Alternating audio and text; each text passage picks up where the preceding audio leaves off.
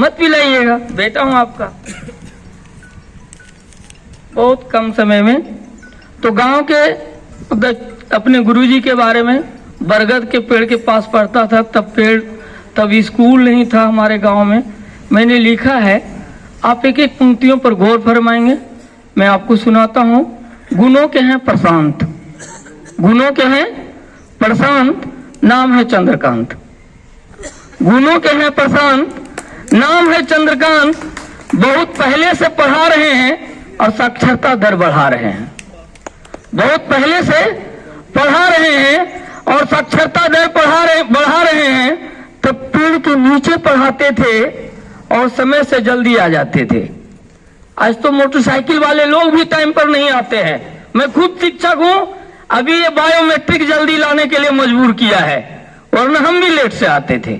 लेकिन चंद्रकांत गुरुजी के बारे में मैं बता दूं आपको, ये ट्यूशन पढ़ाते थे, तब मेरी माँ एक पहला चावल देती थी इनको और 10 रुपया देती थी।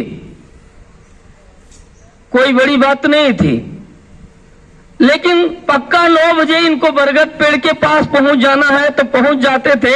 उन्हीं पंक्तियों को मैंने दर्शाया है कि समय से जल्दी आ जाते थे, अंधेरा दूर भगा रहे थे और शिक्षा की अलख जगा रहे थे।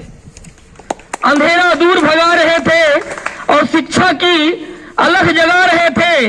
मोहल्ला क्लास का रूल नहीं था, मोहल्ला क्लास का रूल नहीं था। मेरे गांव में स्कूल नहीं था, मेरे गांव में स्कूल नहीं था, पर अनुशासन और गुरु भक्ति हर एक बच्चों में दिखता था। जो भी परीक्षा होती सब ईमानदारी से लिखता था,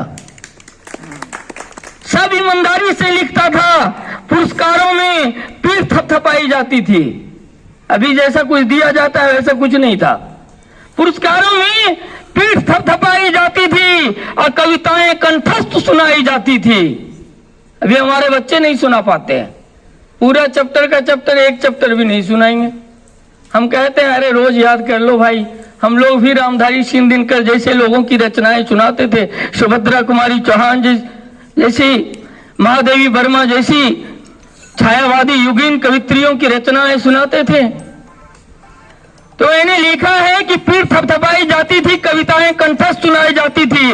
राष्ट्रकवि दिनकर सुभद्रा कुमारी की लंबी लंबी कविताएं याद थी। आज वे कविताएं पूरी तरह से याद नहीं है, कुछ भूल गया हूं, पर याद है बरगद के पेड़ के पास बच्चों में